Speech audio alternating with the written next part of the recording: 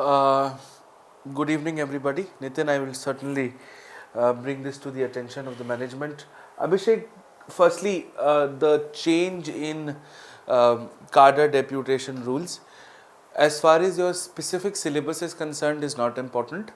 You'll probably mention this in one line towards discussing center-state relations. Of course, it will adversely affect it and could be looked at as a point of view from combative federalism. Let me come to that and then we'll discuss this in detail. Alright, so in our previous class, we had finished certain PYQs and layer 1 of the prelims part of fundamental rights, directive principles and duties. Now we will get into layer 2, look at certain thematic issues and of course cover with certain doctrines towards the end of it all. Okay, so let's start now.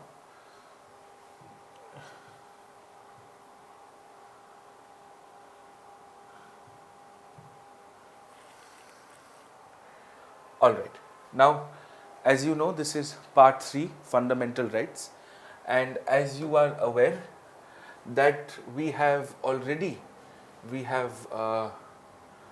there's something wrong with this, right. As you're aware that we have already covered uh, Article 12, which is of course in the context of what is state. I'll open this in the browser, it will be easier, I think.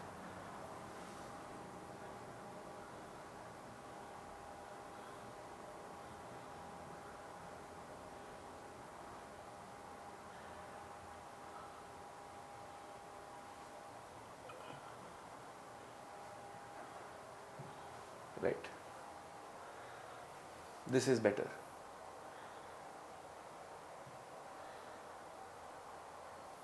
Now, uh,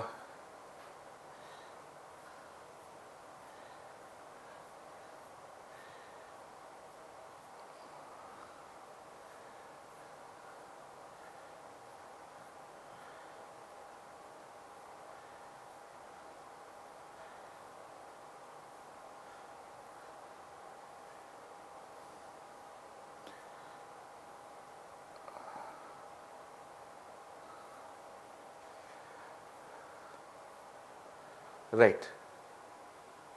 Now let's understand what it is that we're going to be covering. Okay, so let's start.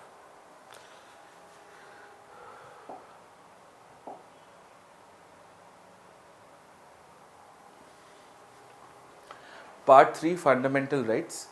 We had covered the definition of state. We understood two things. One, how the judicial side to judiciary is not state under Article 12. And we had also understood how the administrative side of the state, of the judiciary is state under Article 12. Right now, the judicial side to the to judiciary is not state as per Article 12. The administrative side to judiciary is state as per Article 12. Now, as far as Article 13 is concerned, we will come back to Article 13 in due course of time when we discuss the doctrine of basic structure and the doctrine of harmonious construction. I believe it is appropriate to now start with Article 14. Now, we are going to be discussing the right to equality, and as I had mentioned before, the right to equality has 4 fundamental rights. We will be getting into each of those in detail and also understand certain concepts as relevant as they are as far as the exam is concerned. Okay, so let us start. Let's understand, when we look at rights pertaining to equality, we are going to be covering articles 14 to 18, where we understand article 14 covers two things: equality before law and equal protection of law. 15, as we discussed, is a non-discrimination article plus reservation on the basis of education. 16 is reservation on the basis of employment, and then we have 17 and 18, Please understand this. 17 is with respect to untouchability and 18 is with respect to abolition of titles. Let's begin with, in my opinion, the most important equality related right. I'll take you back to the slides and tell you what it is that we are referring to. Okay, so let us start. Article number, the title of the article, equality before law, and then the substantive text. This does not have any subclause, and the smaller the article, the more wide are its interpretations. Okay, the state shall not deny to any person. This means this right is available to citizens as well as foreigners. That's the first concept that we understand. Second is they use a term called equality before law, and they mention something called equal protection of law. So equality before law has three very direct concepts in it. One, that it is available to citizens and foreigners. Two, it talks about something called equality before the law. And three, it talks about equal protection of the laws. We're going to cover all of this in the relevant amount of detail. Okay. Now, very recently, this year in the 2021 mains exam, there was a question on Article 14, but from a comparative context. The question was, compare the US and the Indian Constitution in the way that they deal with equality before law, right? And this was a question which surprised a lot of students, but if you actually understand the explanation of it, you'll understand that there isn't a lot of difference. It is actually the same thing, but with a little bit more of context. Okay, so we'll come to that. As far as the mains otherwise is concerned, there has never been a question directly on just Article 14, and you must understand why. Because while Article 14 can be violated, it is always violated in addition to something. Like for example, when you challenge homosexuality, no doubt the laws are discriminating on the basis of sexual orientation. Article 14 is violated, but also as Article 19 is also as Article 21. Same goes for transgenders, same goes for privacy, same goes for sedition, same goes for hate speech, same goes for press rights, same goes for journalistic rights, same goes for almost every other rights issue. So it would be appropriate to say that Article 14 will be your support system of right violations, because we understand that in India we follow something called rule of law, and any action which is being executed by the state has to have the backing of the law, and if that action is violating a fundamental right, it is without fail also a violation of Article 14.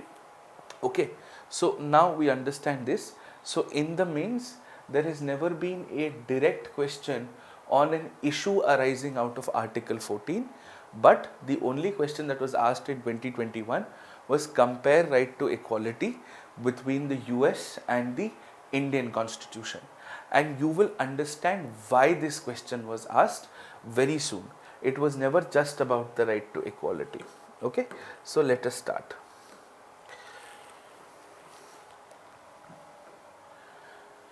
Now, when we discuss Article 14 and we mention these two words, equality before law and equal protection of the law, which we abbreviate as EPL and EBL, there is actually a hidden meaning behind this. The meaning has to be understood. Now, let me give you a simple CSAT sort of an example. Okay.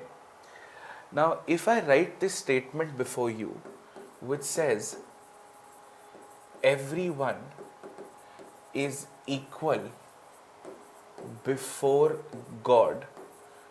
Let us assume that you believe in God, and we write that everyone is equal before God, and this is my first statement.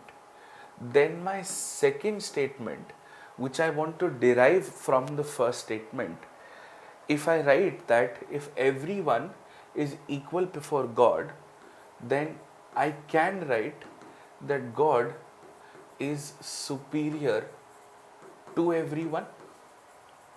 You can only be equal before something because you're giving that something the power to be equal before. You're making that something superior before you. Like, for instance, all students are equal before me.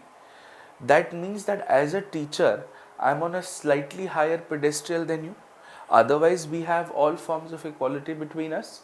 Similarly, everyone is equal before God means that God is superior to everyone. We could say that, right?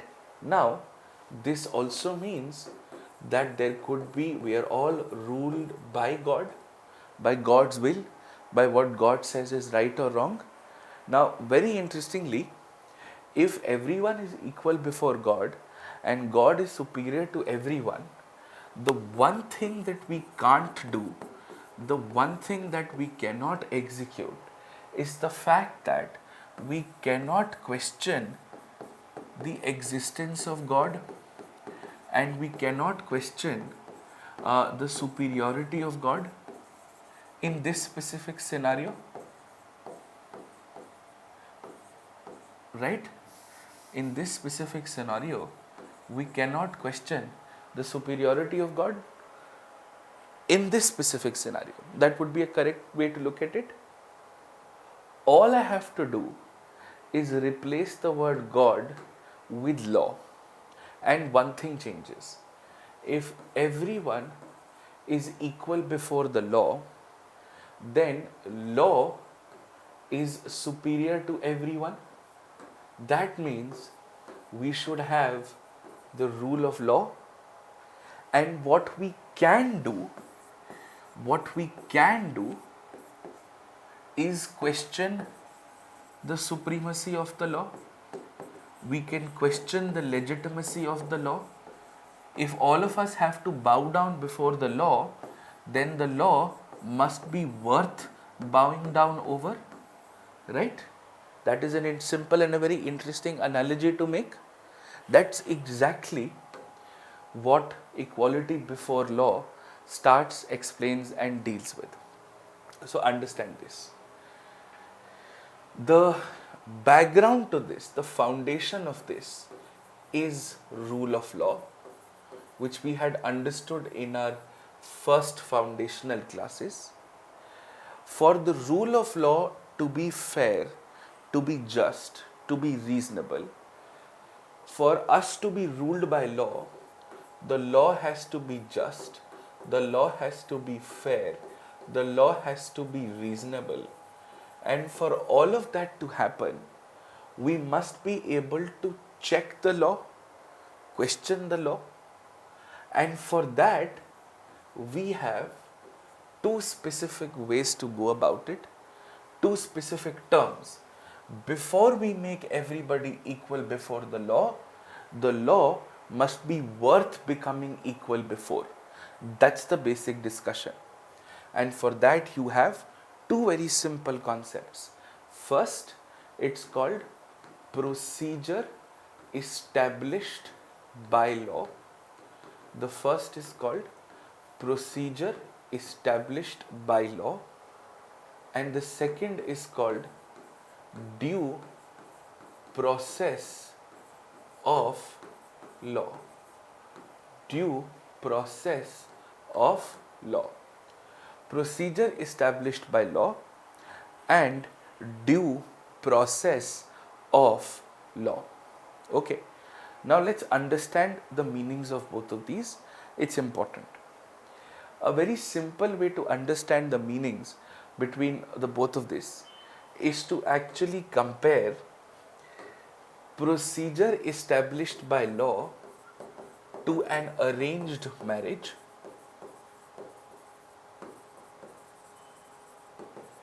and due process of law to a love marriage. And the differences between the two are actually the differences between procedure established by law and due process of law. So, what are the kind of questions that people ponder over as far as arranged marriages are concerned? What are the kind of questions? First, you look at family compatibility, you look at occupation, you look at logistics, right? Simple. Are the families going to get along with each other? Do they work in a way that is conducive to each other, to support each other, right? And how are they going to manage logistics, day-to-day life, and so on and so forth. But in love marriages, you would usually see more fundamental questions. Like, for example, what are the value systems that both parties believe in? What are their aspirations from life, right? And they get into the technical details, they question the intention, they question why they want to get married in the first place. Are they doing it for the right reasons or not? Correct? That's exactly the difference. So, when you are checking the supremacy of the law, the quality of the law, through procedure established by law, what you are basically checking is if the law has been passed by a valid procedure. If there is a procedure to pass that law, has that procedure been followed? Could be anything. Could be a law, could be an executive order, could be an action of the state. Have we done this properly? Okay. Have we done this properly? Have we followed it in the same procedure in which the law has mentioned? Is the law being passed in the right procedure? For example, if the Lok Sabha and the Rajya Sabha have passed it, the President has assented to it, there was no problem with the procedures, everything has been taken into account, and then the law has been enforced, absolutely nothing wrong with that. It is absolutely okay. And this has a major drawback, which means the contents of the law, the contents of the law are not important. As long as the law has been passed in the right manner, it doesn't matter. As long as your families, your careers, and your logistics are aligned, it doesn't matter whether you are good for each other or not, whether you are going to help each other grow in life or not. It's extremely important, right? Now, when we talk about due process of law, here we look at two things. First, what was the intention behind which the law was passed? And second, currently, is the law being used for the exact same or for similar reasons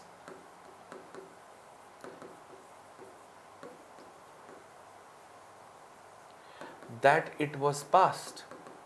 Are you using it for the same intentions that it was passed? This is called due process of law. I'll give you examples of both. For example, in procedure established by law, this was one of the arguments that was taken, right? One of the arguments that was taken, and let's understand one of the arguments that were taken.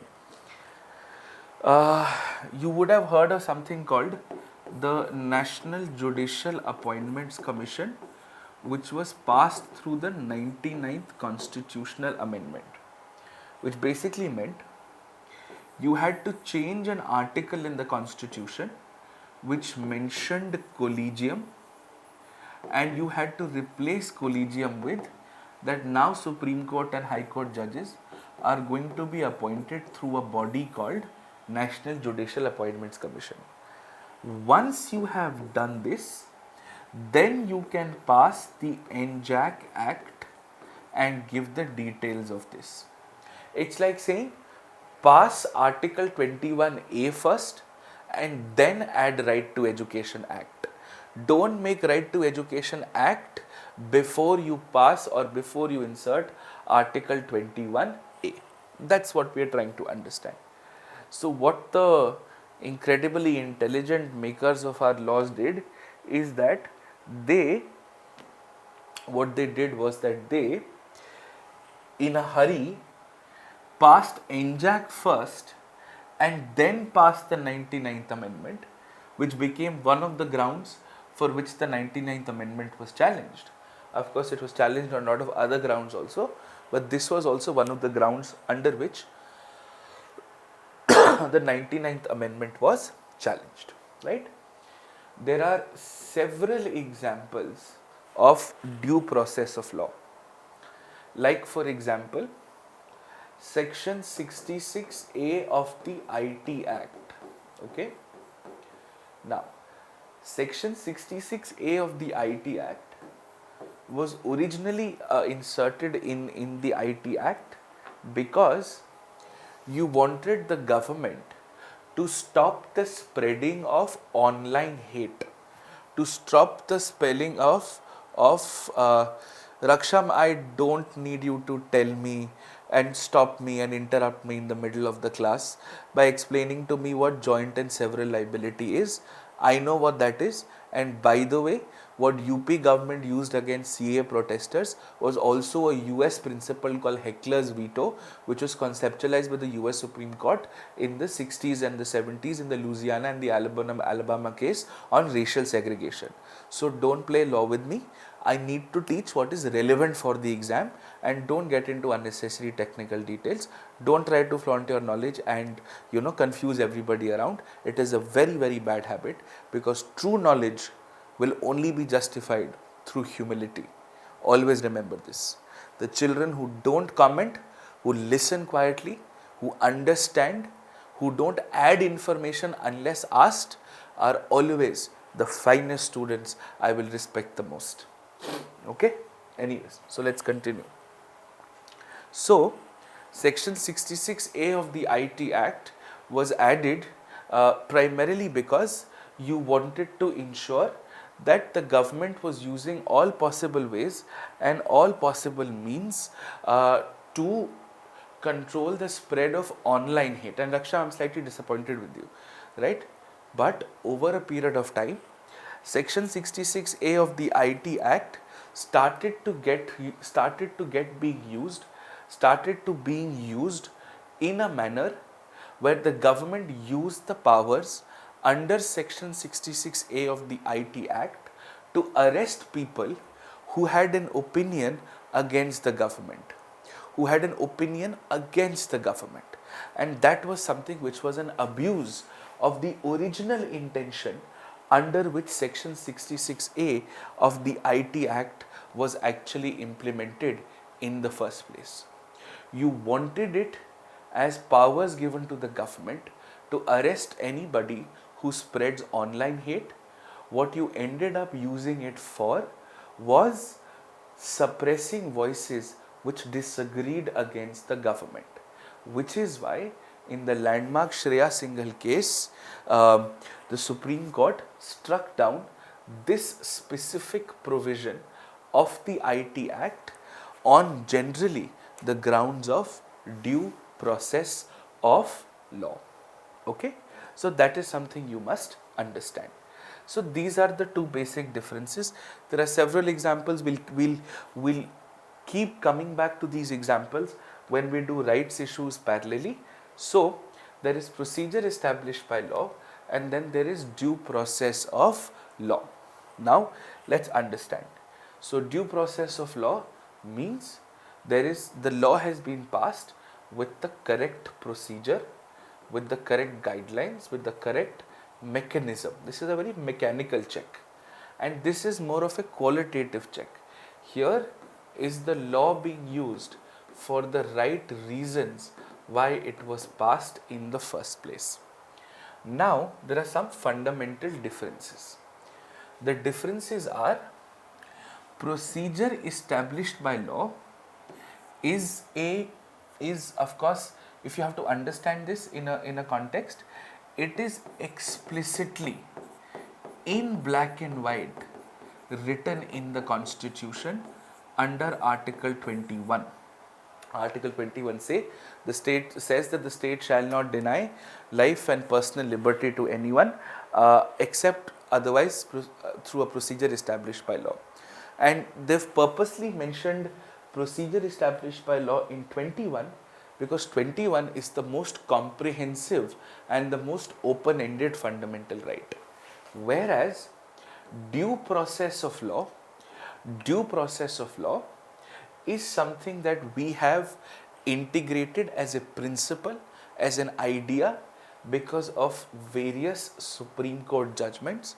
One of the most important ones is the Menka Gandhi case of 1978, which I will discuss in depth a little later because it gives you three very important concepts. One, due process of law. Two, it also gives you the concept of principles of natural justice. And three, it also tells you the relationship between 14, 19 and 21. So we'll cover that later. But this is how through various Supreme Court judgments, due process of law has been made a part of the judicial reasoning that the Supreme Courts can rely upon while determining the constitutional validity of laws. It is also important and extremely pertinent to note that the makers of the Constitution purposefully decided that we will not write this explicitly in the Constitution, but we would write this in the Constitution. And the reason behind this is because intentions are very subjective in nature, and arguments around intentions are equally subjective in nature. So if the Constitution had something which has one second, Abhishek Kumar, I am not your personal tutor. I will respond to your query towards the end of the class and I will get back to you. Please email me and then I will let you know. Okay? So please hold on, and if you are asking a question, please ask that question with the least amount of respect that you can show to somebody who's teaching you and not spamming me in the middle of the class. I hope that is okay, Abhishek Kumar, with the law optional. Anyways, so if due process of law was a part of the Constitution, if due process of law was written explicitly in the Constitution, it would have certainly invited for a plethora of legislative issues. It would have invited a plethora or a Pandora's box of litigations questioning the intentions behind several laws. So the Constituent Assembly wanted to be slightly conservative in terms of the ability of the people to approach the court questioning the intention or the validity of the laws, which is also one of the arguments that was given in the Menka Gandhi case by the government of India, who was represented by the Attorney General. I'll come to that later. But just because it's not mentioned in the Constitution does not mean that it is not a valid concept. And it is the job of the Supreme Court to help evolve the legal system, the constitutional interpretation, and come up with doctrines that can make the entire ecosystem fair. Whether it is the basic structure or due process of law or harmonious construction or colorable legislation or any of those things, right? So that is something that we have to be careful about, and that is something we must understand. Now, if we compare it to arranged marriages and love marriages, we understand that arranged marriages are a more older concept than love marriages. In the same way, procedure established by law is easier to implement, it's easier to keep a check on, and therefore is an older concept than due process of law. Due process of law is credited with the US Constitution and the US judicial system, which in a very exhaustive manner deals with due process of law explicitly in the Constitution as well. Whereas procedure established by law has two origins. One is Japan and the other is UK, right? Now both of them have some context to deal with as far as procedure established by law is concerned. All right. Now that we understand this, if in the prelims they ask you where does due process of law originate from, your answer will very straightforwardly be QS. But in the prelims, they will never ever ask you where is the origin of procedure established by law. In the mains, you can write both of them or either as the origin, you will get the sufficient amount of marks. So what we've understood so far is that before we get into equality and equal protection of law, the story starts with rule of law, which is a Diceian concept. We've discussed this before, which means there are two components to this: procedure established by law and due process of law, which is an American concept, not explicit in Indian Constitution, but evolved through Supreme Court cases or judgments. Whereas procedure established by law is a UK/Japanese concept explicitly mentioned in the Indian Constitution under Article 21 among other articles. This means it was the intention of the Constituent Assembly to include procedure established by law and not due process of law, which was evolved through Supreme Court cases, right? We understand procedure established by law is a procedural check and due process of law is a qualitative or an intention based check.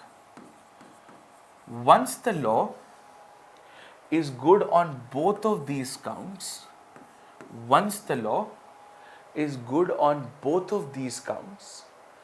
then the law is fit to rule over us. Now that the law is fit to rule over us, the law must have two extremely important features. One is equality before law.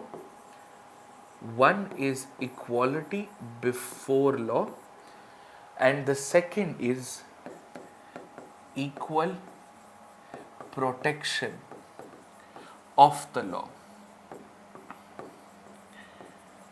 Equal protection of the law is a US concept and equality before law is a UK concept, both of which are a part of the Indian Constitution. Now let's understand equality before law. Equality before law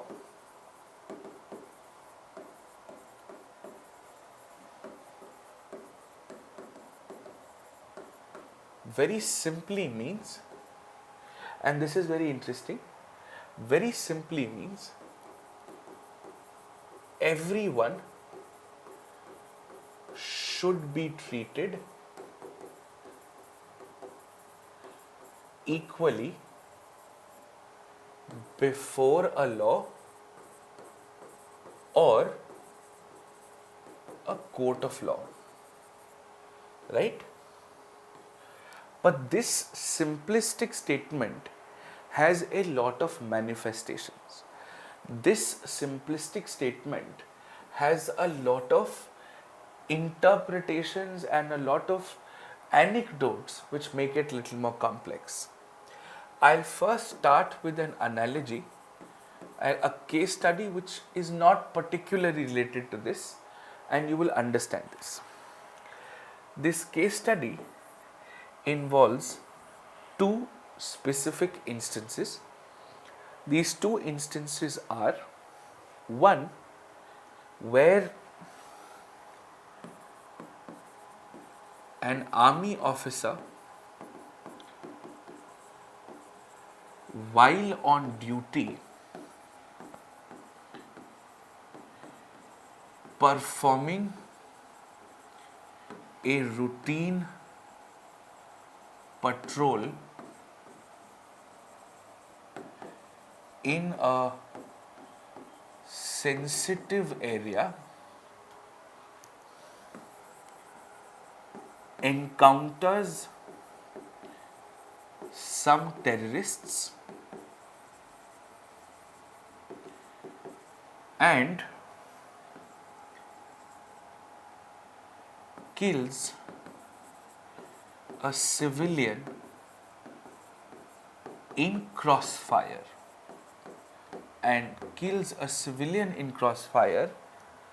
and the terrorists. Okay, that's the first, right? The second case study is a young person under the influence of alcohol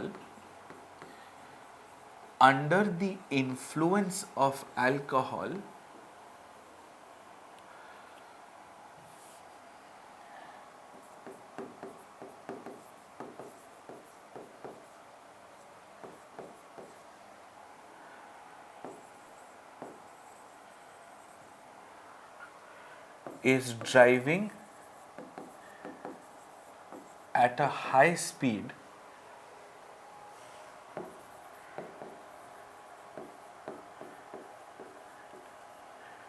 and hits and runs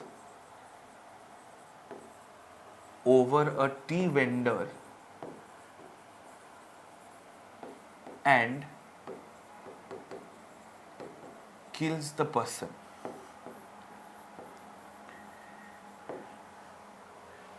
In one line,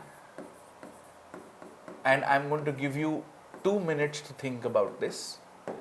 In one line, I need you to tell me the difference between instance 1 and instance 2. In one line, I need you to tell me the difference between instance 1 and instance 2. You have exactly 2 minutes. You have exactly 2 minutes.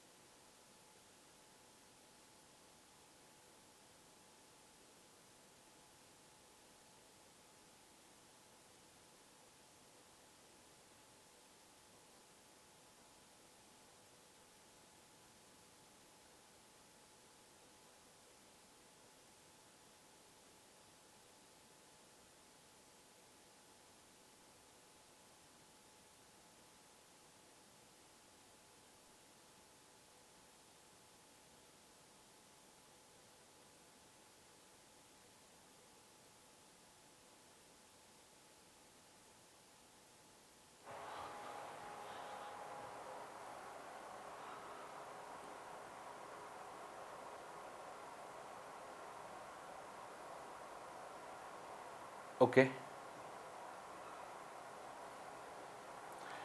So a lot of you have spoken about one was performing their duty and the other wasn't performing their duty. Good. Excellent. The key differentiating factor here is sometimes the job that you do makes you take certain difficult decisions. Sometimes the jobs that you do makes you take certain difficult decisions. The primary difference here is that the army officer was acting in the course of the person's duty. Whatever the army officer did because it was their job to do so, right? Intentions and other cases, it's fine. But this is the primary difference, which makes us understand that I need to apply this course of duty principle to equality before law, which means the same law on murder, because there are people who have been killed. The legal word for murder is homicide, which is killing of a human being by another with the word culpable to it, and the blame can be put. In both the cases, a human being has been killed by another human being and the blame can be put on the other human being in both the cases. But both the cases are not the same. The same law on murder in the Indian Penal Code cannot be applied to both of them equally. That is the point of discussion. So, in the course of duty, some decisions will be taken, and because of that, you cannot, under any circumstances, treat people in the same way. You will have to provide with certain protections to certain people because of what they do, because of who they are, because of how tough their job is. And therefore, we must understand the origin of the concept of immunities. So, everyone is equal before the law unless you have an immunity from the law. So, the immunities basically become exceptions to equality before law. And there are a few examples I'd like to state before you. So, as far as the Constitution is concerned, the Constitution provides two kinds of immunities to two sets of people. One is the immunities given to the president and the governor, and they get the exact same immunities, and the immunities given to MPs and MLAs, and they get the same kind of immunities.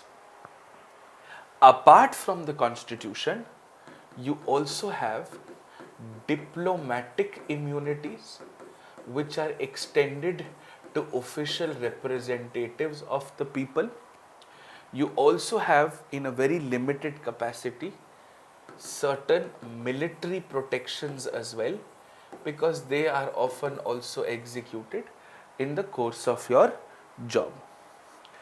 These are not in your syllabus, so please don't bother reading about diplomatic immunities or military protections.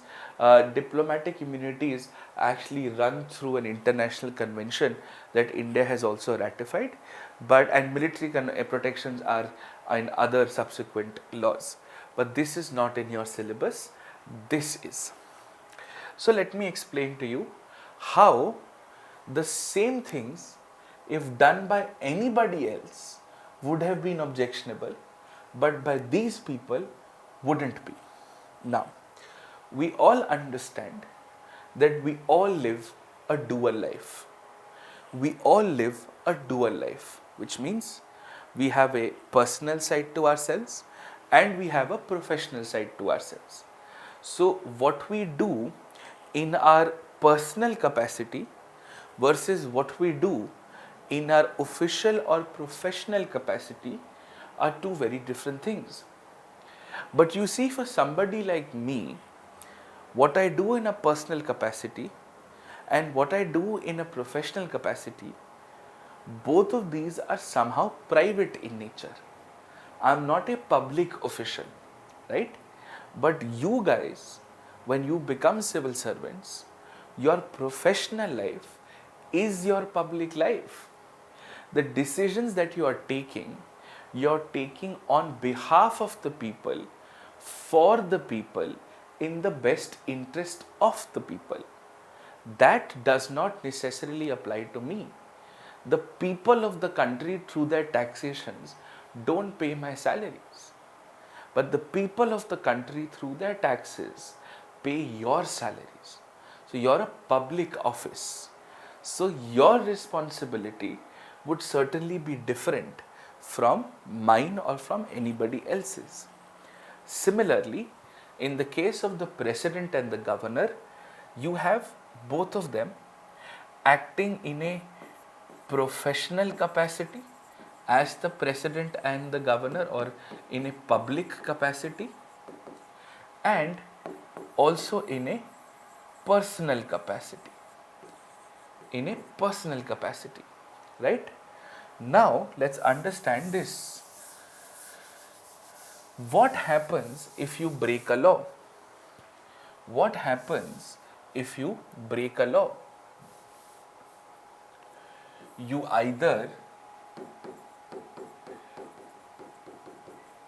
pay compensation or pay a fine, or you go to jail and pay a fine, which means the repercussions are either civil or criminal in nature, or both. And we've discussed the difference between a civil law and a criminal law in our foundation classes. So, as far as the professional or a public capacity is concerned, which basically means any decision taken by the president or the governor in the exercise of their public office, in the exercise of their public or professional capacity, doesn't matter what the decision might be, they have absolute civil and they have absolute criminal immunity from it. For example, let us say the president, it is under the name and the sign and the seal of the president that, let's say, India signed the nuclear deal with the US, also called Section 123. It's because Section 123 of US law gave an exception to India, because India is the only country who hasn't ratified some nuclear treaties and still is being given technology and material support by the US so that they can, use nuclear technology for civilian purposes. All right.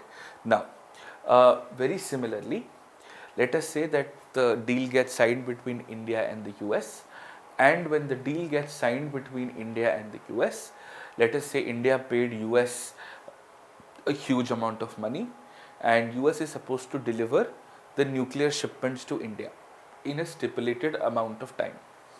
Let us say the US defaults on their shipment deliveries. That means the US has defaulted. And one of the reasons is that we did not keep a staggered payment mechanism, that you deliver a shipment and then we'll pay later. Everything was not to be done upfront. So obviously India has lost a lot of money. For example, hypothetically, you will not hold the president accountable. The president is not responsible for that contractual default, which is basically civil in nature. Criminal. Let us say we understand that the president is the supreme commander of the armed forces, and let us say war has to be declared, and in the course of war several lives are lost. Has the president personally committed murder? No.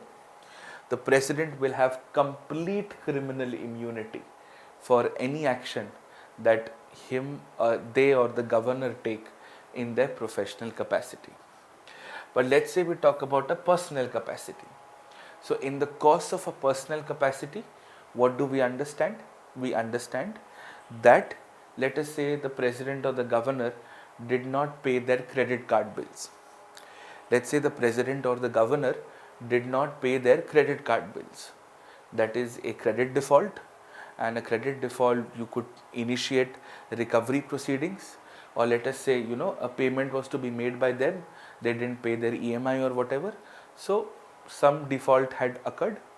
Now in such a scenario, when there is such an important issue, then you will give the president or the governor a 2 months notice. You will give them 2 months to clear any civil default,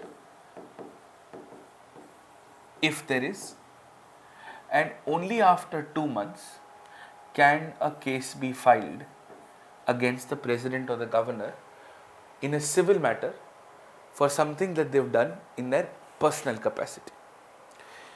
As far as the professional capacity, as far as criminal is concerned, the law is very clear on this, and all of this is in the constitution. Very clear it is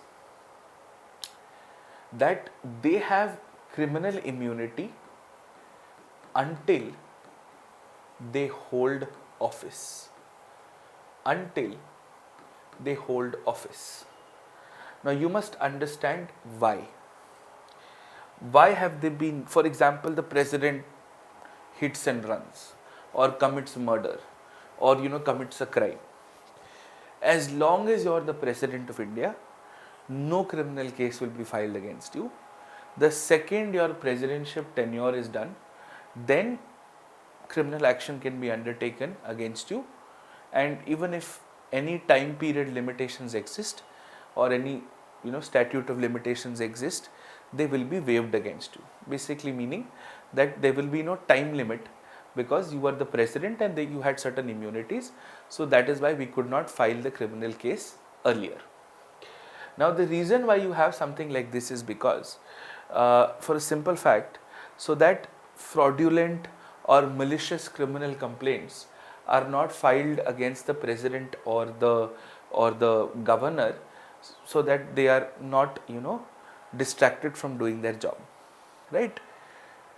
The other counter is, if the crime which is being committed is of such a severe nature, is unpardonable, is unforgivable, and not a minute should be wasted, then you can immediately, the parliament can immediately remove the president, and through the council of ministers, and the president can immediately issue an order to remove the governor, and then you can start any proceedings that you may want to, as far as that crime is concerned. So this is one of the immunities which are an extension of our understanding of what is called equality before law. I'll give you another example of similar immunities which are enjoyed by our MPs and MLAs. I will do them in detail when I teach you parliamentary immunities as a part of the parliament. I am only giving you this as a reference example. The reference example here is that the MPs and MLAs have immunity for what they speak and for what they speak and how they vote on the floor of the parliament. I am purposefully not giving you the constitutional articles because you don't need to know them right now. We'll cover them later. Right? Parliament or state legislatures or legislatures in general. Let's understand what does this mean. Now, there are two things. First, what they speak and how they vote. Now, this is often in the news. For example, a member of parliament uh, recently on the floor of the Lok Sabha, right? Recently on the floor of the Lok Sabha. Um by recent, I mean it's still been about almost a year now, less than a year. Mahua Mitra gave a very fiery speech questioning the integrity of the judiciary, questioning the integrity of the judiciary. Now, she gave that speech on the floor of the parliament. Had she given that speech in a TV interview, or if she had written a tweet about it, then the Supreme Court could have initiated contempt of court proceedings against her. But because she said what she said on the floor of the House, she had immunity. Now, this is also a grey area because even on the floor of the House, you can't discuss the conduct of the judiciary unless you are specifically removing a judge. So, this particular incident was therefore very hotly debated. But the point remains, any other person saying anything similar anywhere else might face contempt of court charges. Contempt of court means two things. There is civil contempt and there is criminal contempt. Again, I will do this in detail later. Contempt of court is in the Constitution, which basically says the Supreme Court has contempt powers over itself, and the High Courts have contempt powers over High Courts and all the regional courts within the state. Then we have a dedicated law called the Contempts of Court Act, which defines what is called a civil contempt and a criminal contempt. A civil contempt is if you are not following a court order. A criminal contempt is if you are saying something which is scandalizing the reputation of a judge or the judiciary or the court at large. So in the Prashant Bhushan case, Prashant Bhushan basically tweeted about the conduct of our Supreme Court judge while he was sitting on an expensive motorcycle, which was, I think, owned by a minister or something, and therefore questioning that how is the judiciary supposed to be independent if they're riding motorcycles with their political counterparts. Therefore, Supreme Court initiated criminal contempt proceedings against Prashant Bhushan. If Prashant Bhushan had said the same thing on the floor of the parliament, then you would have not been able to touch. Now you must understand why. It's because as MPs and MLAs, you have a constitutional responsibility to speak the truth and nothing but the truth in your opinion, in the best interest of the country, as soon as you can, whenever you are given a chance to, on the floor of the House. As an MP or MLA on the floor of the House, whether it's the parliament or the state legislatures, you have a responsibility, you have an absolute unconditional responsibility to say what is in the best interest of the country, even if it hurts the sentiments of any number of people. That is why if everybody else, could be charged with contempt, or for example, ordinary people could be charged with defamation. Defamation is also civil and criminal. It's a criminal offense under, I think, 499 IPC, and civil you can of course go to court and seek compensation. Defamation is either in verbal or non-verbal form. Verbal defamation is called slander, and non-verbal form is called libel. Now, if you say something which scandalizes the reputation of any other person and causes damage to the person, then a person can go to the police station and can also go to a civil court and seek damages, right? Now that is why we must understand this is a problem. Okay, so therefore a normal person saying something defamatory can face defamation, but our beloved MPs and MLAs will not be. These are reasonable restrictions to freedom of speech under Article 19, but these are not restrictions for MPs and MLAs because they have a foundational duty to speak the truth and nothing but the truth. So this is how Article 40, equality before law, actually works in India, right? As far as the exam is concerned, this is all you need to know. This is it, nothing more. Nothing more you need to know, right? Of course, we'll discuss due process of law, procedure established by law, principles of natural justice as correlative explanations towards larger thematic issues, but not at the moment because they are related to the Menka Gandhi case. I'll come to that later, right? So, of course, are we clear with this? Do we understand this, right? Now, similarly, this is a massive constitutional loophole. I've spoken about this earlier also, I made a YouTube video about this also, but this is a constitutional loophole which basically legally allows for corruption. This legally allows for corruption. And I'll explain to you how and I'll explain to you why. Because, and let's understand this, it's because, for a very simple reason, it's because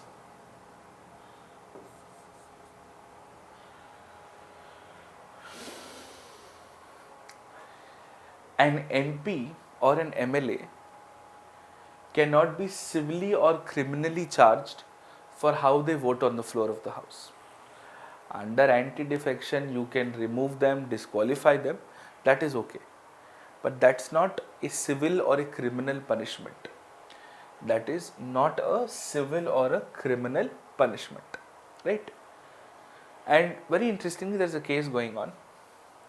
You may have heard of somebody called Shibu Soren. Now, Shibu Soren's daughter-in-law, I think, or daughter, is an MLA in the Jharkhand Legislative Assembly. And some time ago, there was a vacancy in the Rajya Sabha from the state of Jharkhand. And therefore, MLAs had to vote and choose somebody who they think will represent Jharkhand at the Rajya Sabha. Now, allegations are that this person's daughter-in-law took a bribe to vote in favor of a specific person so that the person gets to get the requisite amount of votes and becomes a Rajya Sabha MP. A CBI inquiry was ordered and the CBI found reliable evidence supporting the same. And the CBI initiated proceedings. This case is currently pending in the Supreme Court, where the daughter-in-law's lawyer has very cleverly argued that even if, let us say, she has taken money to vote a specific way in the house, she has immunity as an MLA. So how she votes is not a matter of question. So if it is not a matter of question, then you cannot question her for corruption, and the entire CBI case is therefore baseless.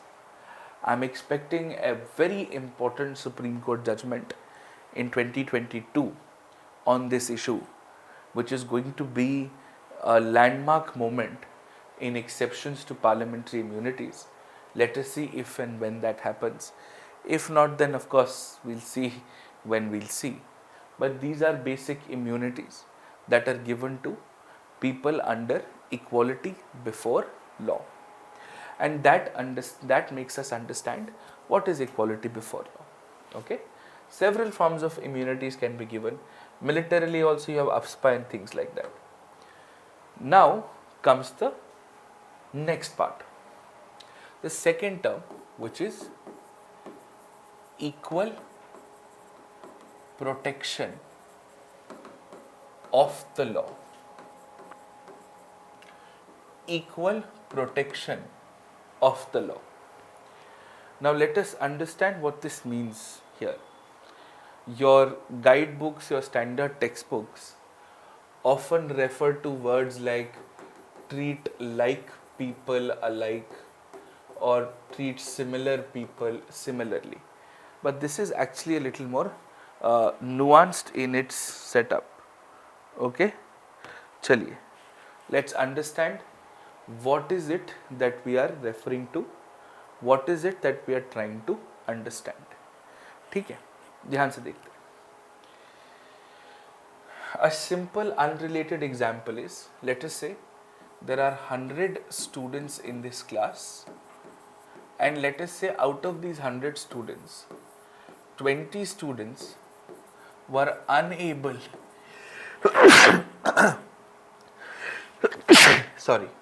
unable to understand a few concepts that I discussed in class. 20 students were unable to understand a few concepts that I discussed in class. So for these 20 students, I took an extra class explaining the same concepts which I explained to the 100 students. It would be fair to say that this extra class is not going to be unfair to the remainder 80 students. In fact, it was their privilege and it was their advantage that they were able to understand the class without have to doing it again. This makes you understand that every child is not the same, because every child will have different learning outcomes, will have different learning capacities, will come from different walks of life, and therefore will have different paces of learning. Similarly,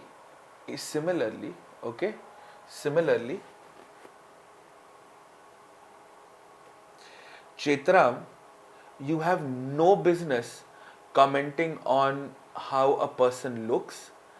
I will throw you out of class and I will make sure that you are not able to attend any class at the institute and your entire fees would be refunded to you. Who the hell are you to tell me to go shave and get a haircut so that I look younger? Nobody has any right to tell anybody how they look.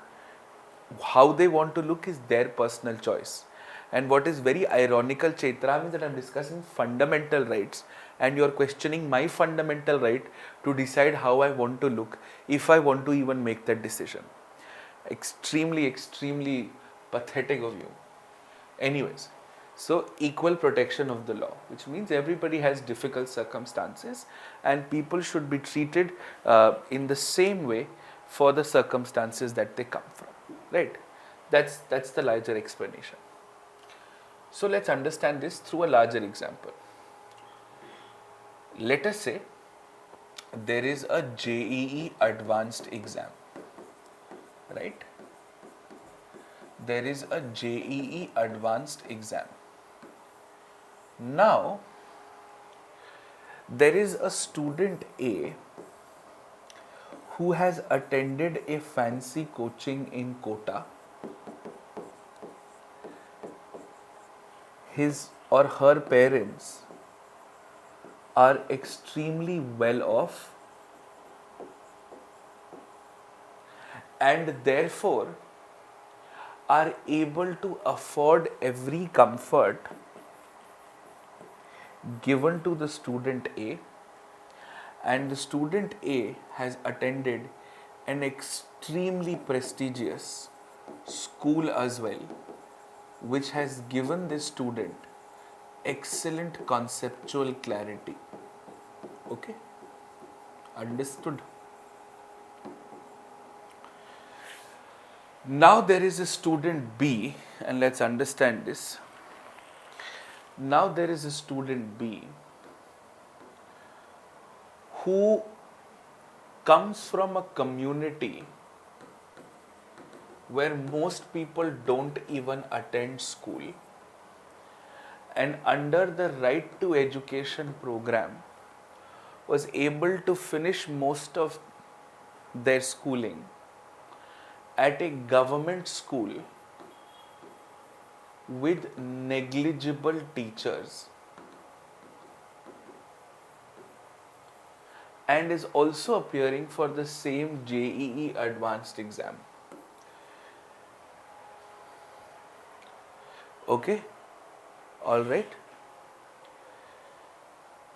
Are we clear on this? Both of these students are not the same. Both of these students are not the same. Both of them are not here with the same kind of background and backup like anybody else, right? We must understand this. They don't come with the same background, they don't come with the same backup. So, it would be unfair for both of them to get the same cutoff when they were not able to get the same preparation for the exam. I hope now you're understanding what I'm trying to hint towards. I'm trying to hint towards a policy of reservation.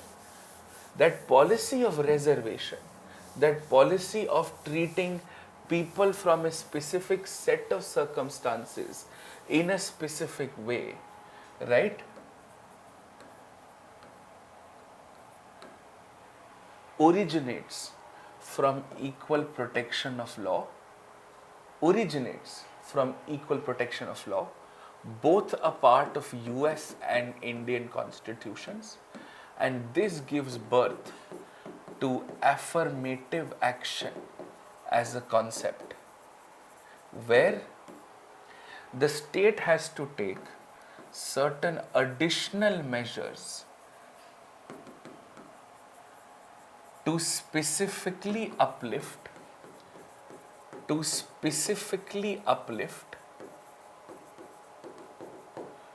certain specific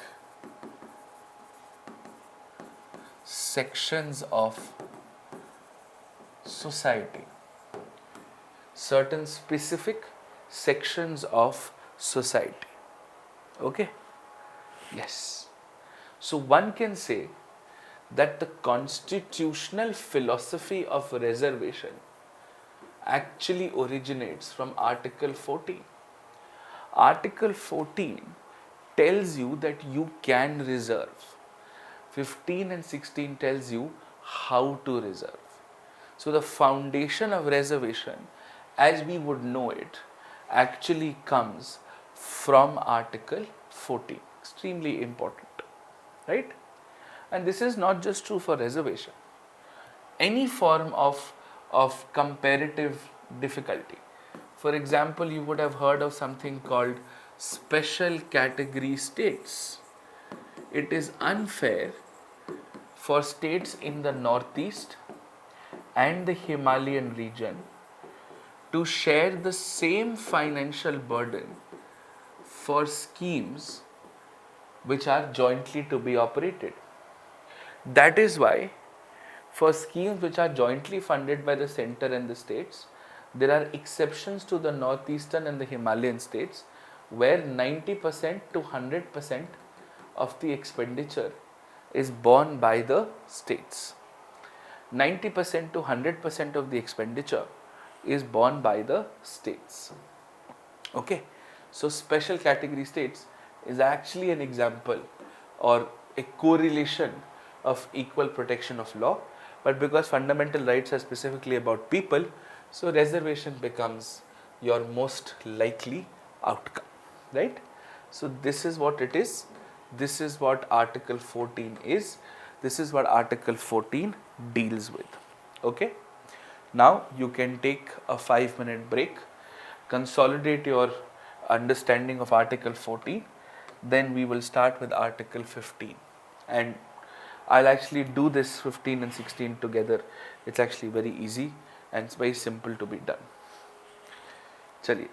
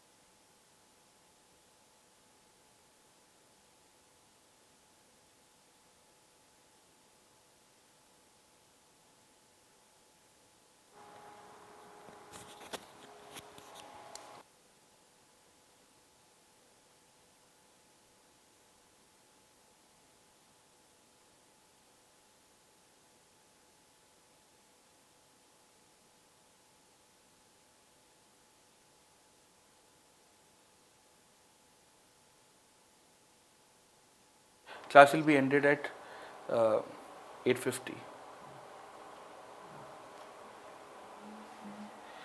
Kerala Assembly vandalism judgment is for parliamentary immunities. Cover that later.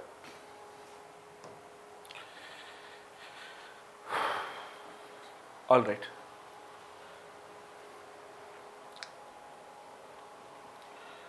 Now we are going to discuss Articles 15 and 16, and I would like to discuss Articles 15 and 16 together.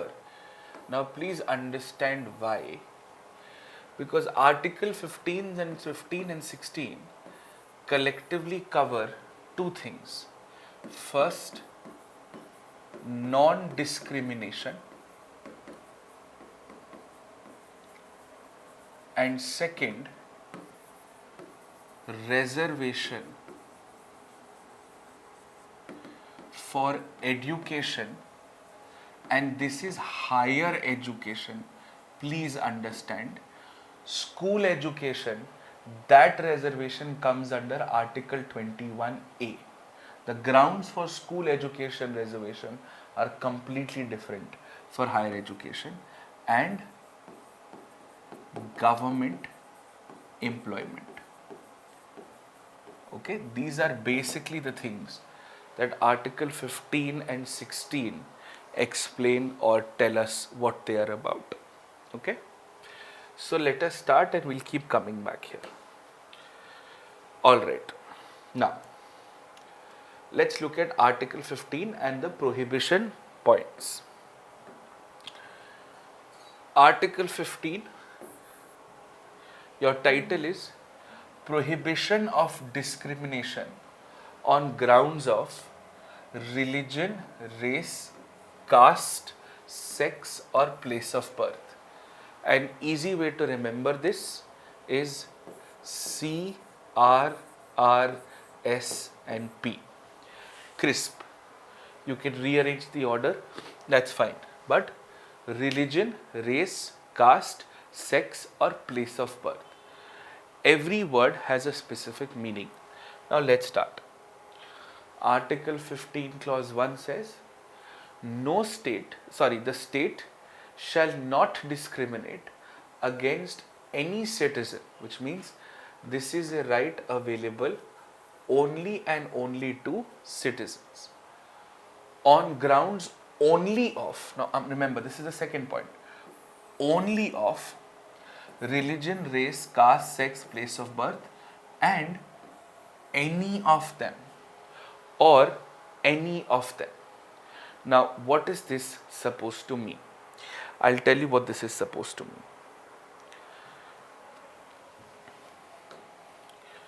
When we are talking about Article 15 clause 1, we understand that it is for citizens only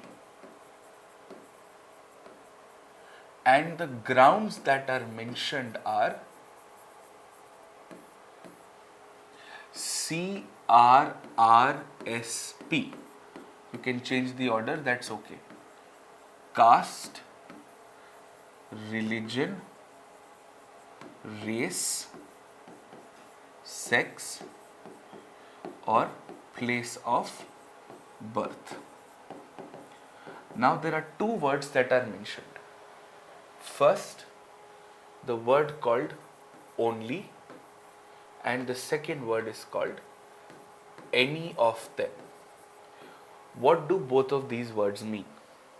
It means you cannot discriminate on against any citizen only on the basis of these grounds, which means if there was another factor X and that other factor X was not CRRSP, you can discriminate.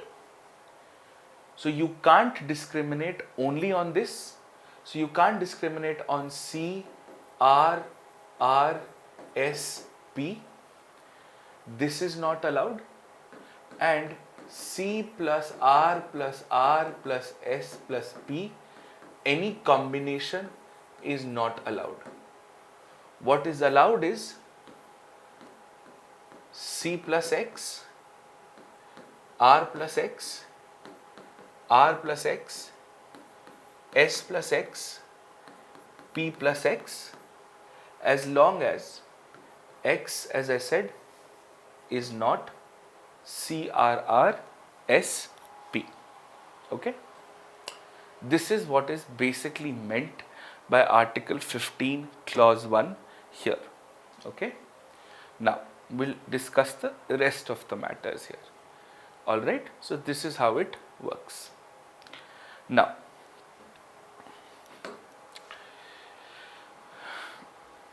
Article 15 Clause 2, an extension and an explanation here. No citizen shall on grounds only of religion, race, caste, sex or place of birth or any of them be subject to any disability, liability, restriction or condition, which means you cannot be stopped, you cannot be penalized, you cannot be restricted, there cannot be any there cannot be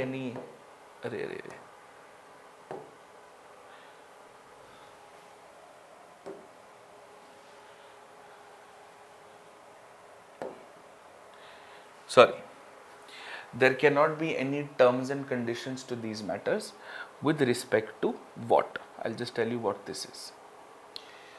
Now, see, the first thing I must tell you under all circumstances here is this. This is very socially contextual at that time. It says, on the basis of C, R, R, S, P or C plus R plus R plus S plus P, you cannot be stopped from access to shops, public restaurants, hotels and places of public entertainment, right? Which means, what if restaurants have a dress code? What if restaurants have a dress code? Then what are you going to do? What if restaurants have a dress code? That dress code is plus X. So legally, restaurants can stop you from entering their premises if there is a dress code. Very recently an incident had happened where a lady who was wearing a sari was not allowed to enter a posh Delhi restaurant. She of course spoke very publicly about it, and then the municipal corporation, the NDMC, the Municipal Corporation of Delhi, either of the two, cancelled the restaurant's license or suspended it for some time. That was not because of the dress code. That was not because of the dress code. That were some other food and beverage violations that they dug out from the hundreds of violations that we have, right? So that plus X principle applies here. Like a lot of times, restaurants don't allow people who wear sandals or chappals. I have been stopped multiple times in places here. Okay, so this is something which is a general provision. Now, if you notice carefully, Article 15 Clause 2 Subclause A, when we talk about shops, public restaurants, hotels and public entertainment, they can be privately owned, right? So just on the basis of this, even private shops, private restaurants, private hotels, private places of entertainment, they can't stop you. But plus X is allowed. This is a very socially and a very historically contextualized provision, which says use of wells, tanks, bathing ghats, roads, places of public resort maintained wholly or partly out of state funds or dedicated to the use of general public. This is largely because of casteism in India, where people from lower castes were not allowed to use the same wells, the same water tanks, the same bathing ghats, were not allowed to walk on the same roads, were not allowed to enter the areas of, public recreation like parks or monuments and stuff like that. So this has a lot of reminiscence to the caste practices that were extremely prevalent in India, right? So that is that. Now, this is Article 15 Clause 2. Very simple. 15 Clause 2A is about government and private. 15 Clause 2B is about government, right? These are about government. Okay? Understood? Now, 15 Clause 3. 15 Clause 3, in a way, is an exception to everything else. That the government can make certain special provisions for women and children. Nothing in this article shall prevent the state from making any special provisions for women and children. This is nothing but an application of equal protection of law, as these are vulnerable sections who have been historically disadvantaged. Okay, who have been historically disadvantaged.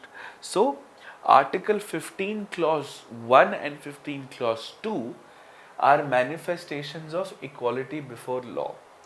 But Article 15 Clause 3 is a manifestation of equal protection of law, right? A manifestation of equal protection of law. Do we understand this? Is this okay? Is this clear, everybody? Yes? Now, this is up until here, non-discrimination ends.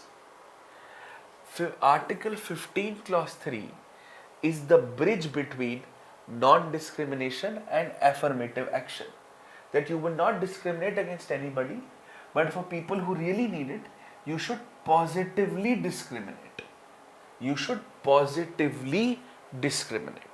Okay, you should positively help them out, because equal protection of law, which comes from affirmative action, says that as long as your classification of people is reasonable, as long as why you are creating the classification and what you are doing for that classification, if that's justified, it's okay.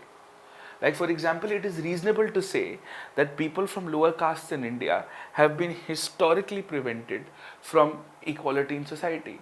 So, if you give people from lower castes in India a lower cutoff for government jobs, that is justified enough, because people from lower castes in India historically were not getting government jobs. They were not able to enter government jobs. So giving them reservation in government jobs is a rational nexus, and the classification is reasonable. Alright, so that is it. So Article 13 becomes your bridge between non-discrimination and what is called reservation. Right, now we'll come to Article 15 Clause 4. Article 15 Clause 4 is actually from where? Article 15 Clause 4 is actually from where reservation sort of begins. Okay. Now, interestingly, this is just to give you some context. Article 15 Clause 4 was not a part of the original constitution. Okay. This Article 15 Clause 4 that we are talking about, this part, was actually added in the very first article of the in the very first amendment of the Constitution, which is the first Constitutional Amendment Act, right, of 1951. It is something that we will, look at in a grand amount of detail later on in the context of land reforms and basic structure. Okay, understood? State, Adarsh, state. Now, nothing in this article or in clause 2 of the article, let's start. Nothing in this article or in clause 2 of article 29 don't worry about this, this is about minorities, shall prevent the state from making special provisions for the advancement of any socially and educationally backward classes of citizens or for scheduled castes and scheduled tribes. This means Article 14 adds to women and children. So originally it was women and children, then within the first year itself, now it becomes women, children, socially backward, educationally backward, scheduled castes and scheduled tribes. Scheduled castes and scheduled tribes. ठीक है? Understood this? Are we clear with this? Do we understand this? Yes or no? Yes? Pakka? So we have expanded our discrimination. ठीक है? Understood this? Now the constitution remains silent, and after decades and decades we come with Article 15 clause 5, which was also added later to the constitution, and Article 15 clause 5 was added through the 93rd amendment of 2005. Through the 93rd amendment of 2005. So just imagine 1951, 2005. Just look at the gap of development. I'm going to come to that. This article says, nothing in this article or in subclauses G of clause 1 of article 19 clause 1, don't worry about it, shall prevent the state from making any special provision. The most important part, by law.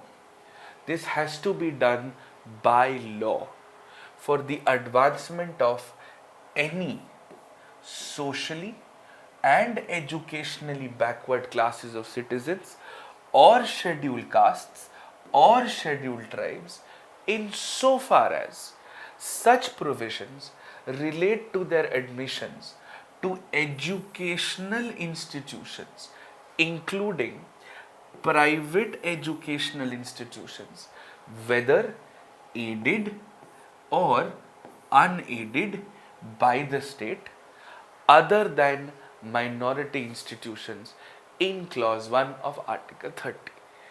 Basically इस इतने बड़े paragraph का simple मतलब ये है कि SC, ST, socially educational या sorry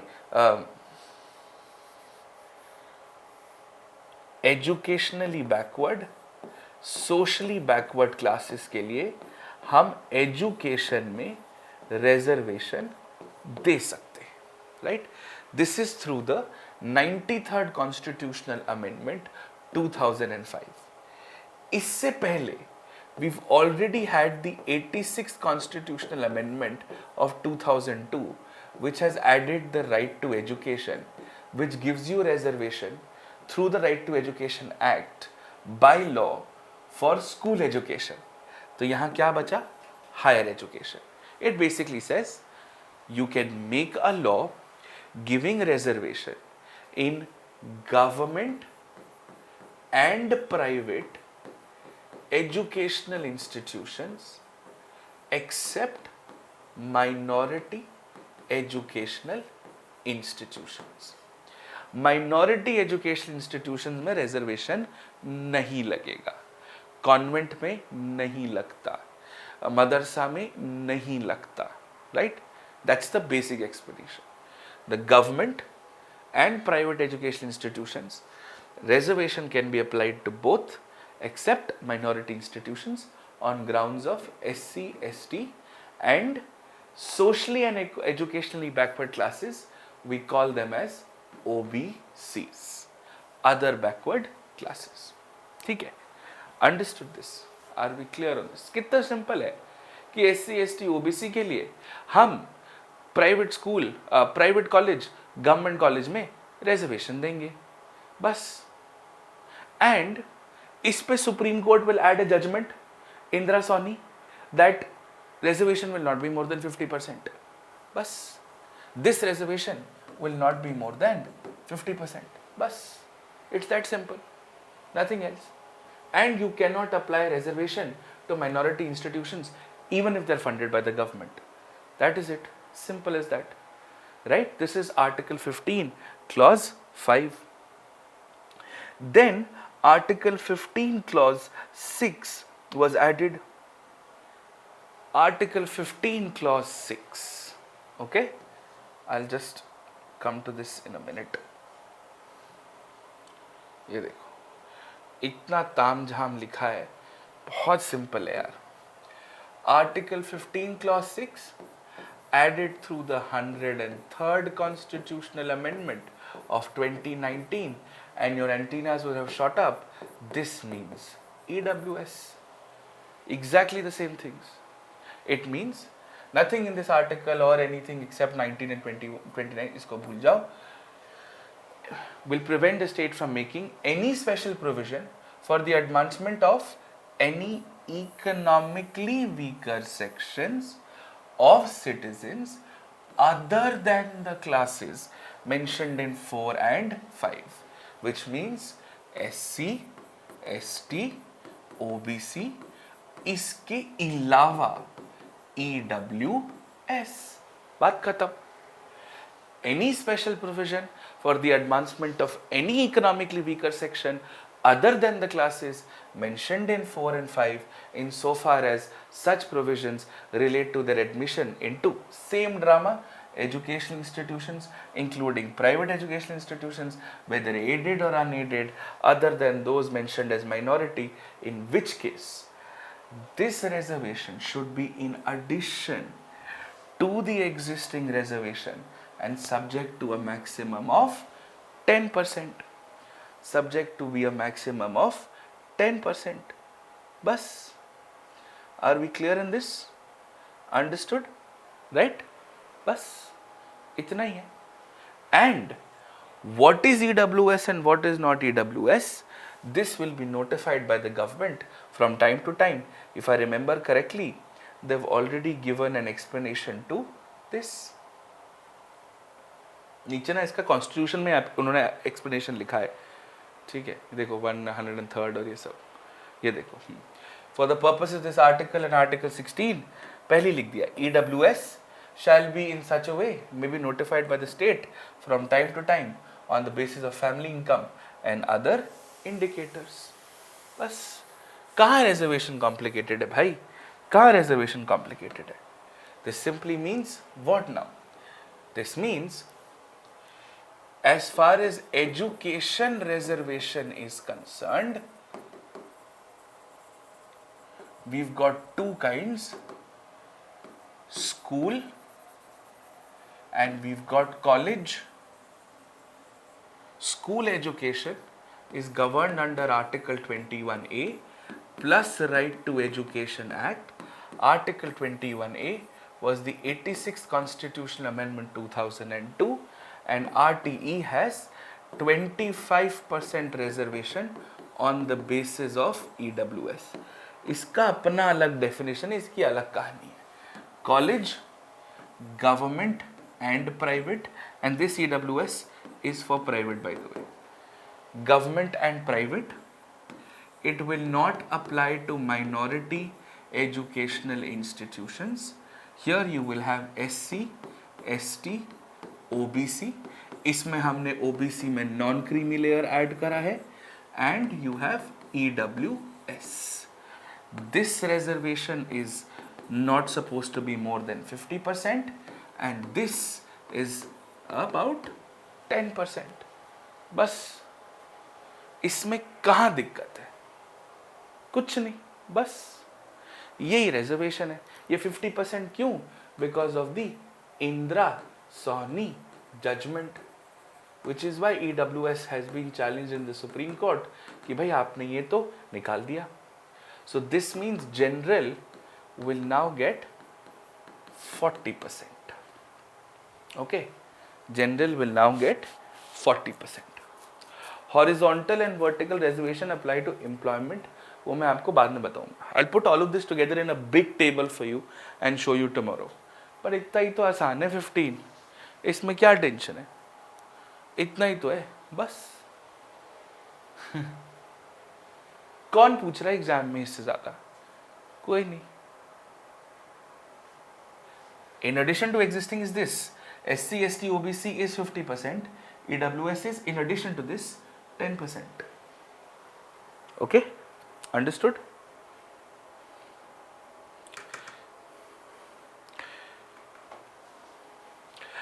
Government schools don't require private reservation. Government schools under RT will have maximum admissions anyway. Navodaya is a government school, beta.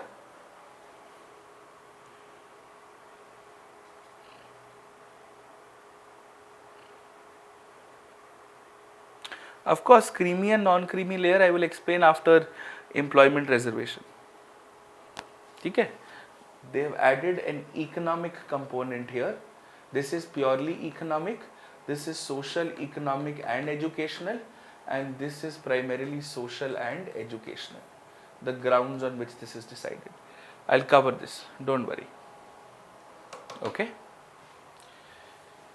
I'll cover the whole thing, don't worry. The basic explanation here is SC and ST reservations are Indic reservations. They are only given to the Hindu, Buddhist, Jain and Sikh category.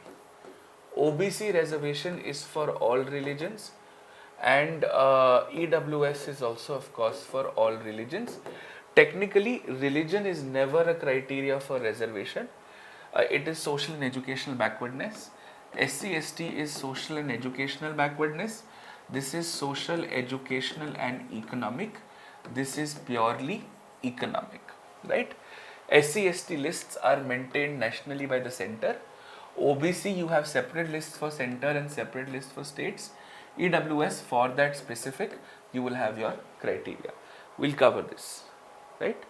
Thank you, Adarsh.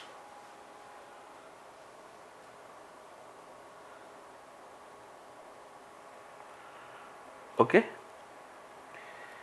Understood this? Are we fine with this? Right?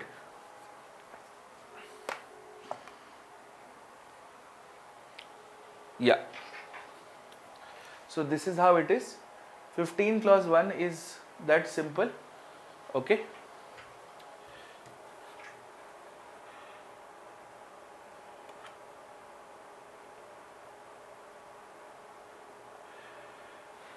Clause 6 of Article 15, whether making special provision.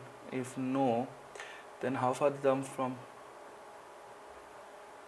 15 clause 6 is over and above the existing provisions of 15 clause 5. Abhishek Kumar. Yeah. Alright. Thank you. I'll see you tomorrow. Yes, military schools also. Yep. We'll cover this. This is just the introduction to it. Thank you.